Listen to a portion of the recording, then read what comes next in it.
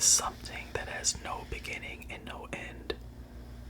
A subject in which time itself is a meaningless concept. Space is a meaningless concept. One in which even concepts themselves are meaningless. A realm in which causality can work backwards or not at all. Where reason itself becomes a joke. Where do we start with something like that? I'm going to start by issuing us all a free ticket on a starship. We hit warp drive and we blast about 50 billion miles straight up above the North Pole of the sun. We stand on the ship's bridge, gazing down upon the solar system from way up there, looking down on it as if we were looking down at a large pizza from the top of a tall ladder. At first, all we see is the blinding glare of the sun. But then as we get out of our binoculars, we begin to notice the ghostly disk of the solar system floating around it. Careful not to aim the binoculars directly at the sun. We can barely see the disk. Everything orbiting the sun is so dwarfed and blinded by its mass and brilliance. But there's definitely a faint haze around our central star. And like the DNA in a cell, that faint haze is chock-full of intelligence and information. Ask any astrologer. Let's contemplate the haze very carefully. Maybe we trade our binoculars for a small telescope. 4 spherical bodies lie close to the sun, spinning it, spinning around it very rapidly. Compared to the sun, they are just tiny pebbles, like rock worlds, Mercury, Venus, Earth, and Mars. Earth is particularly intriguing, and not just because we call it home. We quickly see that it is different from the other 3. It's bigger, but intriguingly, our moon is very big compared to the diameter of this Earth. So Earth would actually appear to be a double planet. Out beyond the realm of the 4 rock worlds, there is a wispy fog, a thin haze of stone. That is the asteroid belt.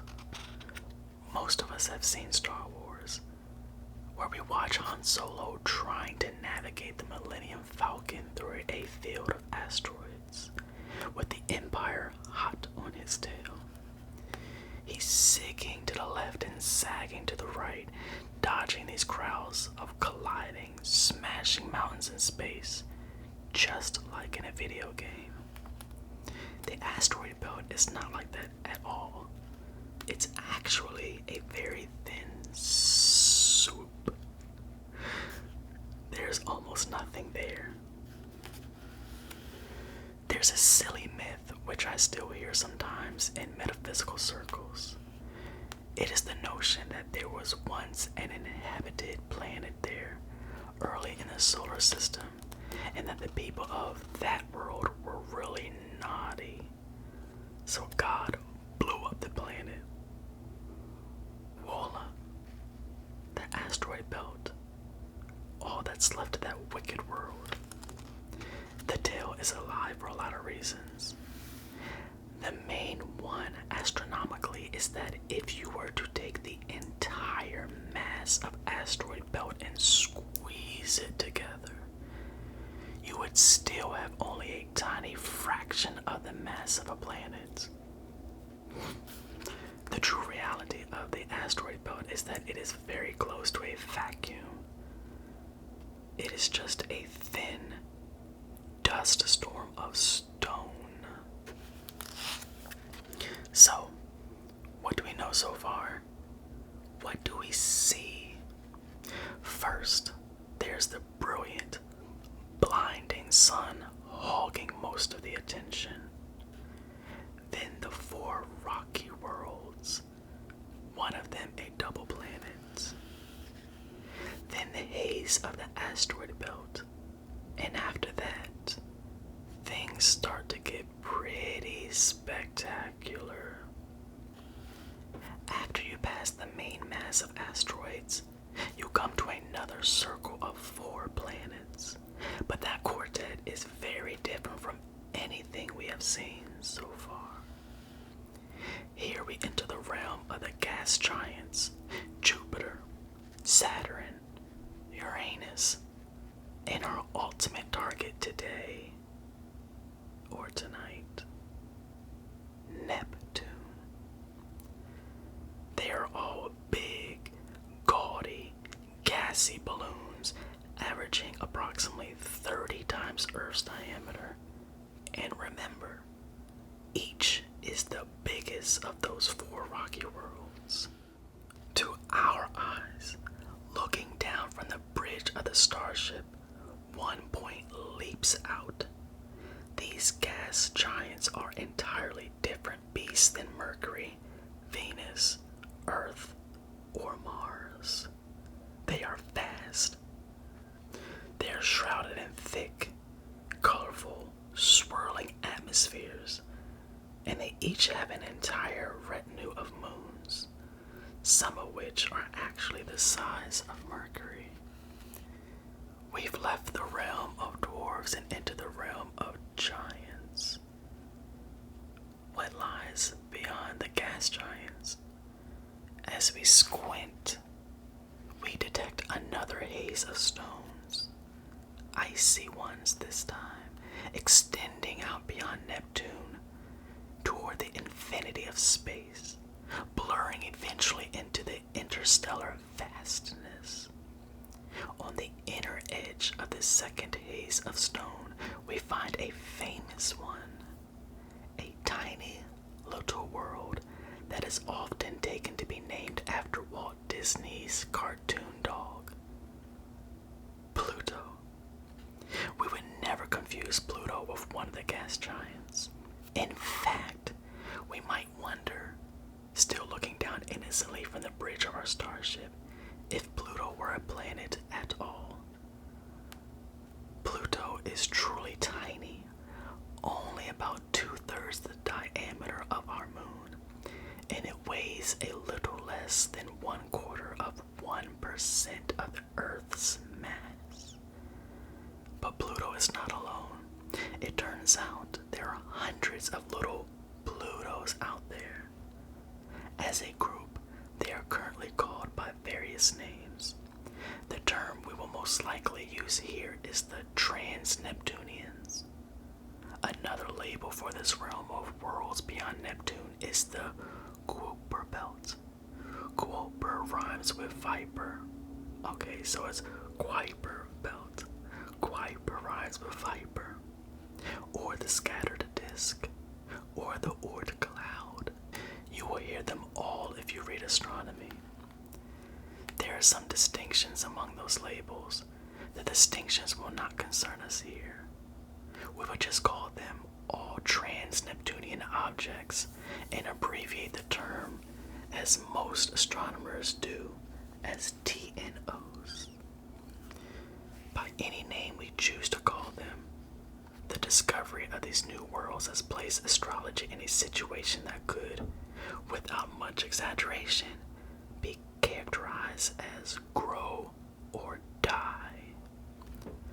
This goes far beyond fighting over whether to call Pluto an actual planet or a dwarf planet. The challenge is much deeper, and it is rattling the hearts of both astronomy and astrological practice. Everything in the sky means something. That is the core principle by which astrology has always functioned. When we flee the emerging complexity of the solar system and retreat to a pre-Copernican image of the sky, we have betrayed our tradition and our astrological ancestors. But how can we make sense of this new solar system? So much faster and more complex than the one my grandparents learned about in school. Neptune, as we will see, holds a major piece of the puzzle. Okay, I'm just gonna lift your head up a little bit. Okay, yeah, I'm just put this pillow underneath it. Okay, there we go. Yeah, just hold it up. Okay, there we go. Alright, there you go. Is that comfortable? Okay. Alright. Okay. So I'm just gonna start from the top and then work my